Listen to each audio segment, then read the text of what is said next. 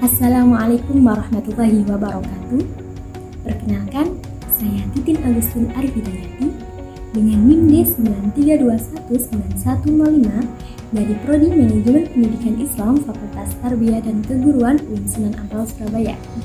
Dalam video kali ini, saya berkesempatan memaparkan materi mengenai perilaku dan analisis kebutuhan konsumen dengan subbab pengertian perilaku konsumen pendidikan, faktor-faktor kecenderungan perilaku konsumen pendidikan, serta konsep analisis kebutuhan konsumen pendidikan.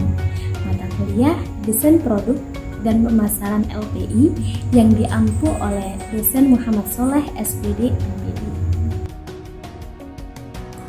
Keunggulan menjadi mahasiswa manajemen pendidikan Islam, kita akan terus belajar bagaimana cara mengelola lembaga pendidikan dengan baik dan benar. Di samping itu, kita juga akan selalu dituntut untuk berpikir taksis serta kritis dalam menyelesaikan permasalahan yang ada di dunia pendidikan.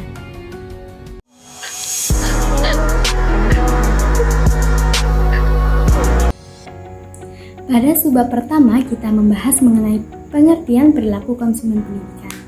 Apa sih pengertian dari perilaku konsumen pendidikan? Pengertian dari perilaku konsumen sendiri merupakan suatu proses yang berkaitan erat dengan adanya suatu proses pembelian maupun penggunaan jasa yang pada saat itu konsumen melakukan aktivitas seperti pencarian, penelitian, dan pengevaluasian produk atau jasa. Sedangkan perilaku konsumen pendidikan adalah kegiatan, tindakan, serta proses psikologis yang mendorong tindakan saat membeli, menggunakan, menghabiskan produk maupun jasa. Pada aspek pendidikan, seperti hanya dalam menentukan jurusan atau bidang keahlian yang didasarkan pada beberapa hal atau faktor yang dapat mempengaruhi seseorang dalam mengambil keputusan untuk memilih bidang keahlian khusus tertentu. Sebab selanjutnya kita akan membahas mengenai faktor-faktor kecenderungan perilaku konsumen pendidikan. Faktor-faktor yang mempengaruhi penyebab kecenderungan perilaku konsumen pendidikan ada 4. Di antaranya yaitu yang pertama, faktor kebudayaan. Kebudayaan merupakan penentu keinginan yang paling mendasar untuk mendapatkan nilai, persepsi, preferensi, dan perilaku dari lembaga-lembaga penting lainnya. Yang kedua, faktor sosial. Kelas sosial ditentukan oleh satu faktor tunggal, seperti pendapatan. Tetapi hal ini diukur sebagai kombinasi dari pekerjaan, pendapatan, pendidikan, serta kekayaan yang dimiliki.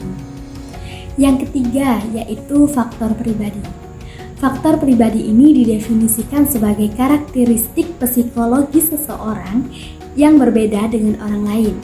Hal ini yang menyebabkan tanggapan yang relatif konsisten dan bertahan lama terhadap lingkungan. Dan yang keempat yaitu faktor psikologis.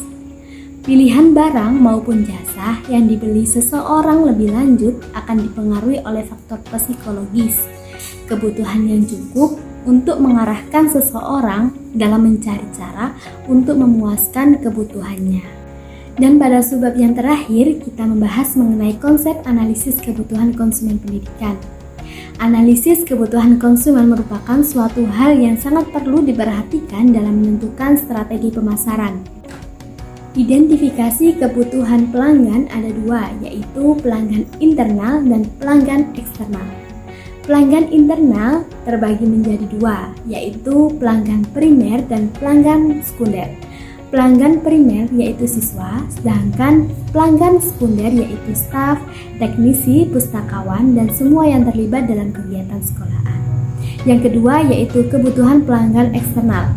Pelanggan eksternal dalam bidang pendidikan yaitu siswa, orang tua, satuan pendidikan lanjutan, serta masyarakat yang memanfaatkan lulusan.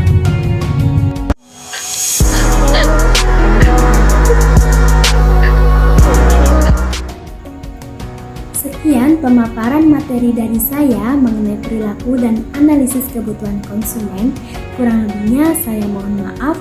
Wassalamualaikum warahmatullahi wabarakatuh.